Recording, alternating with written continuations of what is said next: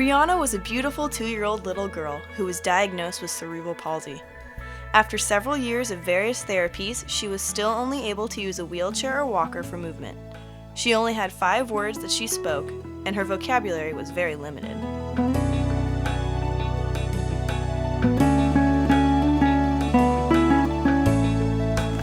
Brianna is my daughter, and she's 11 years old right now, and she has cerebral palsy.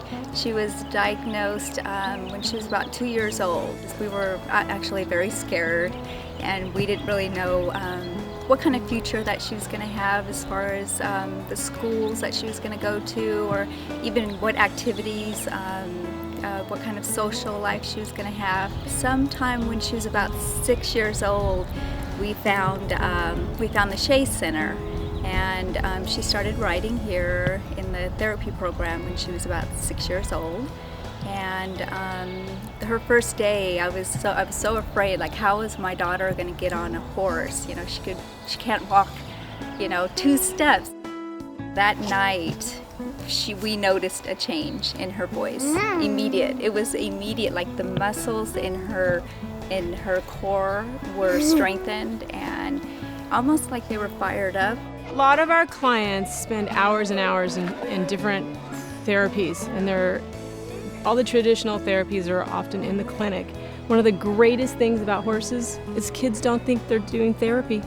They're up on that horse, they're having so much fun. So when I integrate traditional therapy while the child's on the horse, they don't know it. They think it's the greatest thing, they feel good about themselves. She didn't really know that she was getting this benefit, that she was strengthening her muscles. I think she thought in the beginning that she was here, riding horses and having a good time, and now it's just the progress that she's made. We never thought it would be possible. I mean, we didn't know. The horse's movement is completely unique as a treatment tool. So as a therapist, I utilize the 3-dimensional movement of the horse's pelvis as it swings through the rider, and that allows the rider to have to sit there and take that movement, and it challenges their balance, it challenges their coordination, their timing, and everything from a simple task like reaching outside of their base of support. One of the things that we really like about the therapy is that they cover every area. They do a little speech with her on the horse, and she's actually learned how to read on the horse, and now she's reading at her grade level, which is a huge progress for us. If you're sitting there in your chair and you want to reach for something, you take for granted that your muscles are going to work. A lot of our clients don't have that ability, so by sitting astride the horse, they're getting to practice 3,000 repetitions in a 30-minute session. Now, as a medical professional, that's an amazing tool. I can't go into a clinic and have that kind of a tool where I get to reproduce that 3,000 times in a 30-minute session. So that's a unique gift to have as a therapist. Brianna learned to walk at the Shea Center. She began riding in July of 2005, and at the time, used only a wheelchair. Her strength increased, her coordination improved.